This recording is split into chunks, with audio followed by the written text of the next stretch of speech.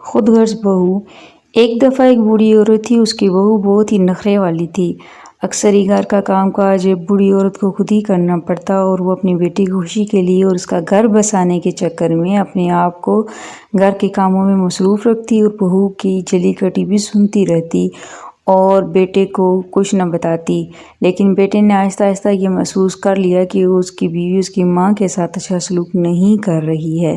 اس نے اسے سمجھانے کی کوشش کی، لیکن ماں نے اسے کہا کہ آپس میں تعلقات خراب نہ کرو، جیسے تیسے ہم اچھا وقت گزار لیں گے۔ لیکن عمر کے تقاضے کی وجہ سے اور آرام نہ ملنے کی وجہ سے اس کی بوڑھی ماں بیمار ہو گئی۔ اس کی بیمار ہوتے ہی گھر کا تمام تر بوجھ اس کی بہو پر آ گیا۔ اب سارا دن کام اس کی بہو کو خود ہی کرنا پڑتا اور کوئی اسے مددگار بھی نہ ملتا۔ اوپر سے ساس چارپائی پر تھی اور اس کی بھی ضروریات کا اسے خیال رکھنا پڑتا۔ تو بہت جلد اس کو اس چیز کا احساس ہونے لگا کہ وہ اکیلی گھر کو نہیں سنبھال سکتی، کیونکہ بچوں کو سنبھالنا، گھر کا کام کاج کرنا، شوہر کے لیے اس کی ضروریات کا پورا کرنا اور دیگر تمام ذمہ داریوں کا اکیلے ہی سنبھالنا اس کے لیے اتنا آسان نہیں تھا۔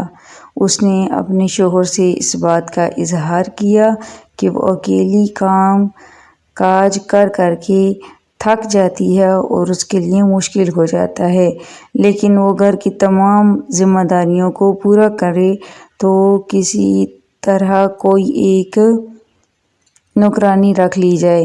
اس کا شوہر ایک چھوٹا سا کلرک تھا اور اس کی تنخواہ اتنی نہیں تھی کہ وہ مزید ملازمہ کا خرچہ برداشت کر سکتا۔ اس نے اپنی بیوی کو سمجھایا کہ اگر تم میری ماں کا خیال رکھو اور ان کے ساتھ مل کر کام کرو تو تمہیں کام کاج کرنے کا تجربہ بھی آ جائے گا اور وہ تمہارے کام کاج میں تمہاری ہاتھ بھی بٹا کر مدد کر سکتی ہیں۔